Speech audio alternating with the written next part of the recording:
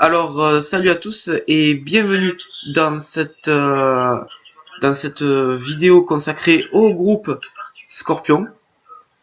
Le groupe Scorpion s'est formé, on va dire, en 1965. Donc les débuts sont en 1965 à Hanovre. Donc le groupe a été formé au départ, de Rudolf Schenker. Donc c'est lui qui a créé vraiment le groupe. Rudolf Schenker, né en 1948. Il est le guitariste rythmique et chanteur au début. Donc il est accompagné de Karl-Heinz Vollmer comme guitariste soliste, donc guitariste des solos. Ouais. Lothar Einberg comme bassiste et du batteur Wolfgang Zioni. Alors plus tard, le frère de Rudolf, Michael, qui est guitariste soliste et incisif, va rejoindre le groupe en même temps que le chanteur actuel Klaus Meine, qui lui-même devient chanteur en 1970.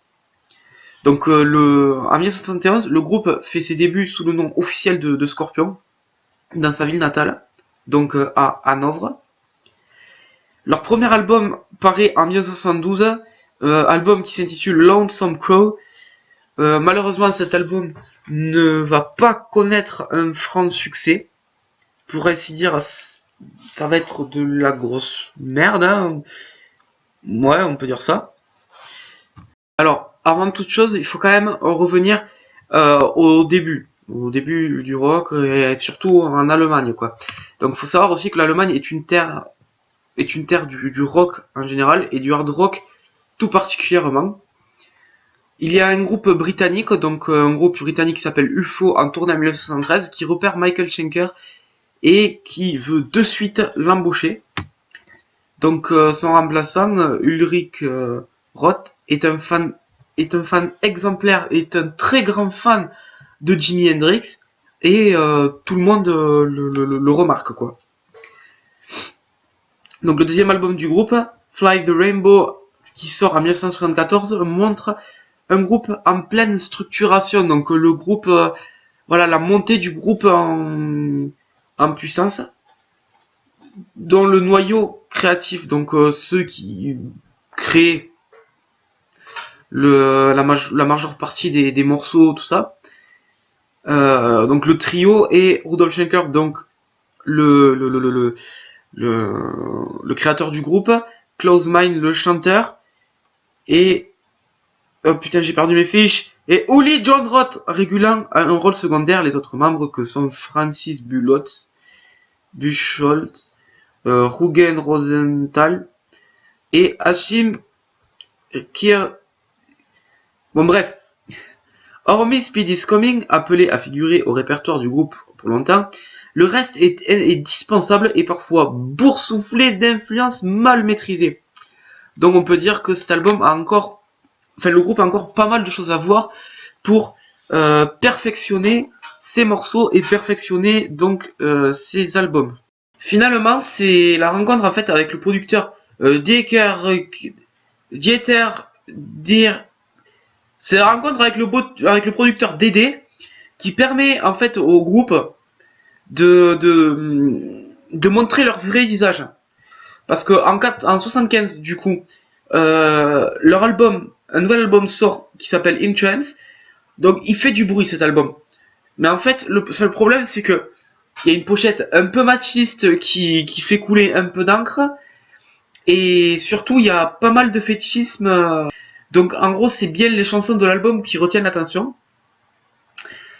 Et donc du coup, c'est le style du groupe qu'ils auront plus tard aussi, qui se met en place avec les rythmiques de Rudolf Schenker, donc les solos, tout ce qui s'ensuit. La guitare vraiment très très punch, très punch de Uli John, et les vocaux de Klaus Meine. Donc Klaus Meine qu'on connaît avec sa voix si particulière, si belle, voilà quoi, une voix très très énergique et à la fois adoucissante, voilà. Donc le groupe Scorpion, c'est alterner à merveille l'énergie et le rentre dedans, quoi. Avec des balades à faire se dresser les poils. Donc, par exemple, Holiday, Wind of Change plus tard, Still of New, voilà, pour les plus connus. Mais celles-là, elles viendront après. Parce que c'est vraiment pas tellement évident en 75 de se faire une place dans un style qui vient de vivre son âge d'or. Donc le rock, tout ça. Surtout si on vient d'un pays comme l'Allemagne, quoi. Donc c'était pas facile de sortir du moule en Allemagne, quoi. Pourtant, avec la force de certains titres comme In Trance qu'on entend là, Dark Lady ou Living and Dying, Scorpion réussit le plus difficile, à savoir commencer à se faire un nom auprès des fans. L'album suivant, donc Virgin Killer.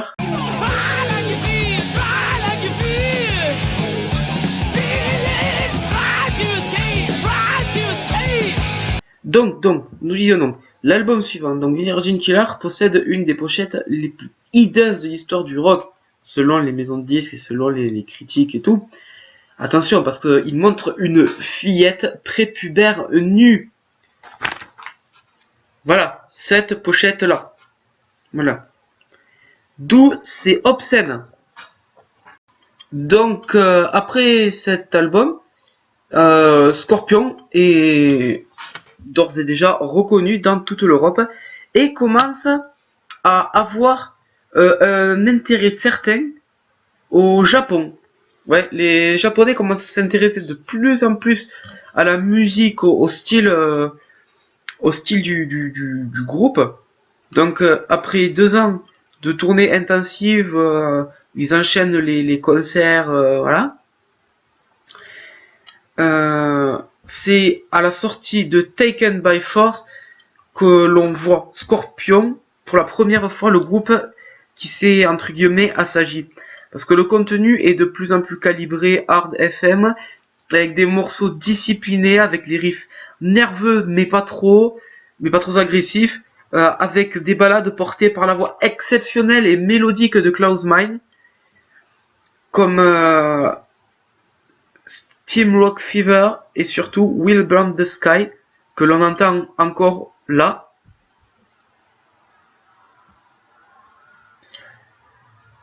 Ces 2 titres sont donc des compositions phares de cet album.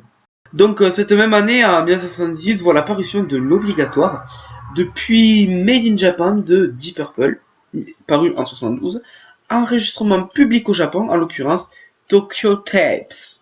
Ouais, mon accent anglais est very cool, fucking ta gueule. Donc, enregistré les 24 et 27 avril au célèbre Budokan, ce live montre clairement qu'il faut désormais compter avec Scorpion. Donc l'examen de passage est réussi, le groupe est compact et puissant, les versions sont sublimées par la ferveur des fans japonais. Tokyo Tapes marque l'entrée de Scorpion dans la cour des grands, c'est aussi le testament scénique du Lee John Roth, dont la mégalomanie guitariste s'accommode de plus en plus mal des contraintes du groupe.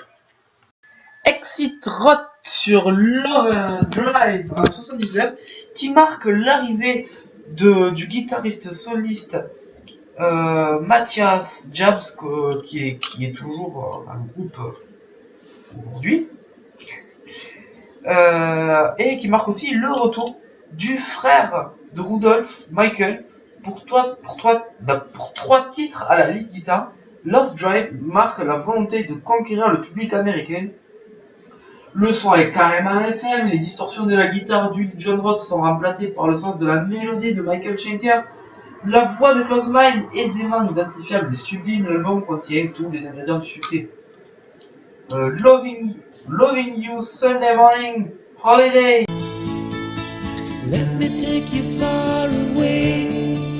You'd like a holiday.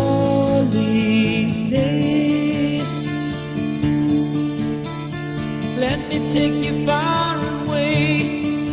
You'd like a holiday.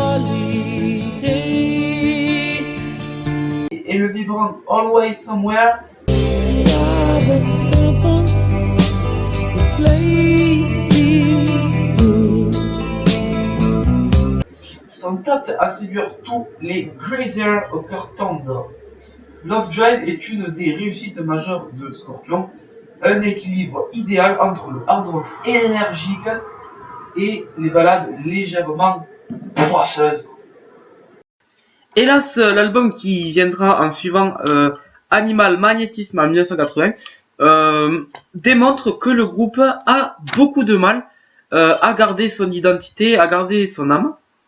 Michael Schenker, à peine revenu dans le groupe, repart déjà. Donc l'ensemble est balourd et préfigure d'autres médiocres albums qui jalonneront régulièrement la carrière de nos venimeux germains. La sortie de Blackout, de l'album Blackout en 1982 rétablit les choses, reprenant la même recette que celle de Love Drive. When the Smoke is Going Down se révèle même une des meilleures compositions de Scorpion. Bon groupe de hard rock, les Scorpions ont désormais une renommée mondiale correctement assise, mais il leur manque le morceau qui tue, le classique que tout le monde connaît.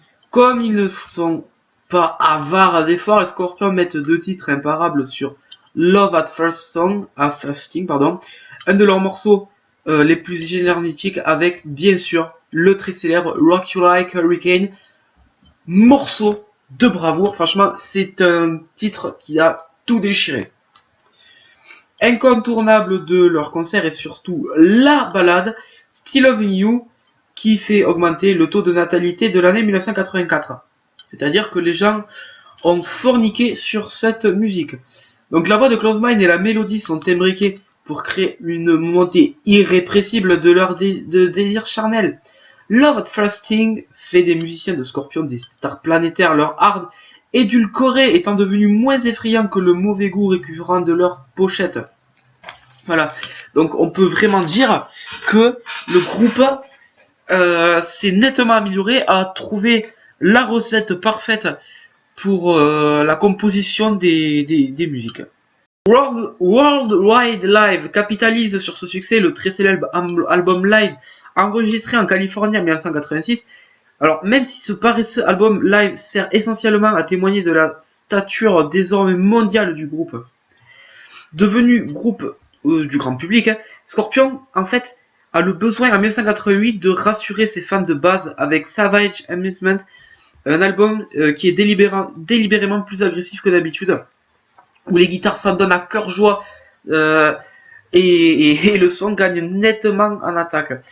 Pas exceptionnel, me direz-vous, en raison des compositions manquantes de véritable imagination, le disque rétablit cependant une réputation qui commençait à sérieusement s'étioler, c'est-à-dire qu'il commençait à sérieusement dégringoler. Alors, comme on le sait tous, le 9 novembre 1989, c'est la chute du mur de Berlin qui cesse de séparer l'Allemagne.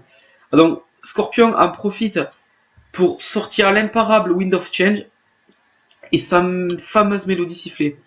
Crazy World retrouve l'équilibre d'un album gorgé de ballades, dans lequel donc il y a Wind of Change. C'est le numéro 1 potentiel et avéré de nombreux classements, tels qu'en France, et ainsi avéré de nombreux classements, ainsi sont des titres largement dans le peloton de tête du répertoire des Scorpions. Donc le mouvement inexorable de balancier reprend avec Fade Hit en 1993, un des plus fades albums des Scorpions, hormis la présence d'une très belle ballade, Woman. Après RCA pour la période européenne, Mercury pour la conquête américaine, Scorpion émerge désormais chez Atlantic pour son règne mondial. Le groupe en fait a inauguré cette collaboration avec Pure Instinct, très bon album de rock lourd avec des guitares bien saturées, tout ça, pourvu de ses indispensables ballades, dont You and I, qui se classe numéro 1 dans plusieurs pays.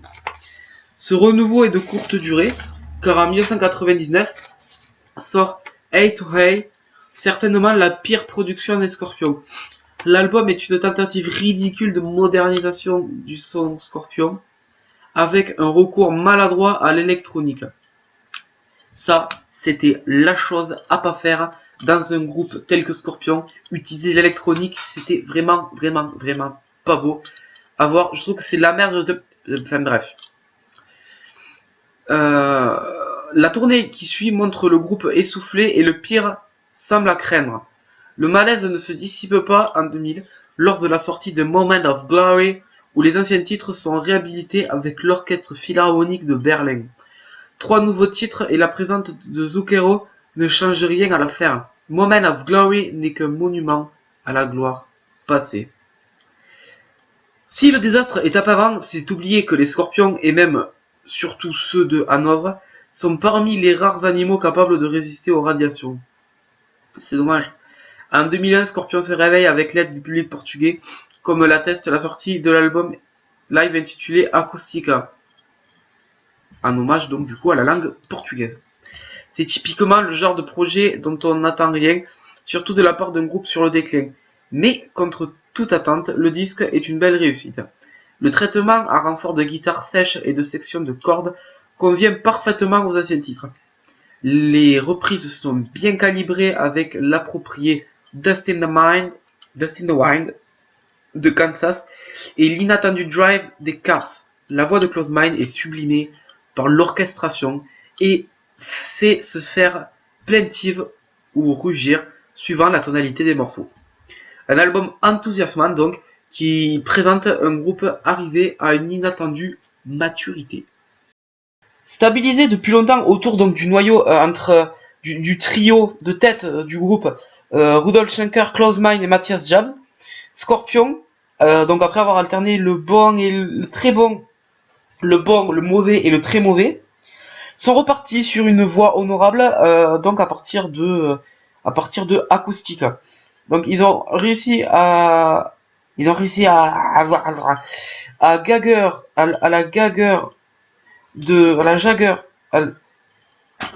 Bon, ils ont réussi de résister au temps, au mode, à leur propre errement créatif, pour pouvoir s'enorgueillir, donc pour avoir de l'orgueil, et d'être le seul groupe non anglo-saxon à s'être installé durablement dans les habits de prince du hard rock.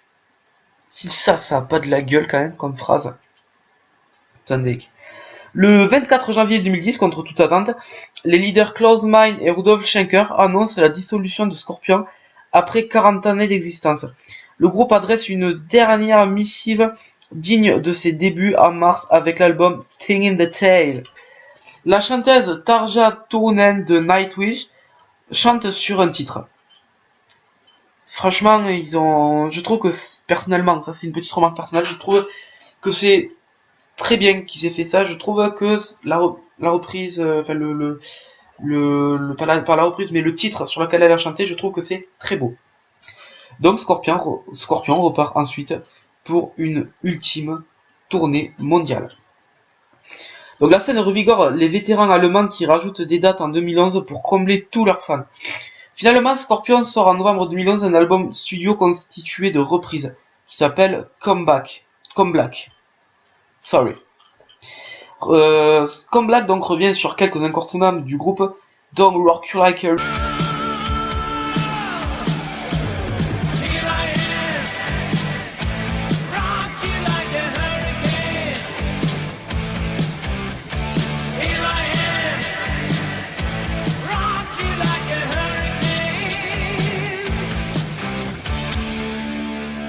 ainsi que sur des grands titres du rock revenus à la façon Scorpion. La française Amandine Bourgeois, représente Toulouse, apparaît sur Come Black pour une version de Still Loving You intitulée Still Loving You Je t'aime encore et destinée au marché français.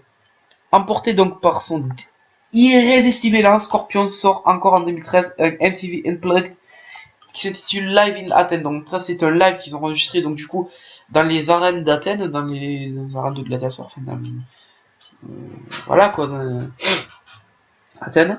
Donc et pour tout dire, pour contredire définitivement ces propos de 2010, le groupe Scorpion sort en 2015 Return to Forever, constitué en majeure partie de nouvelles chansons.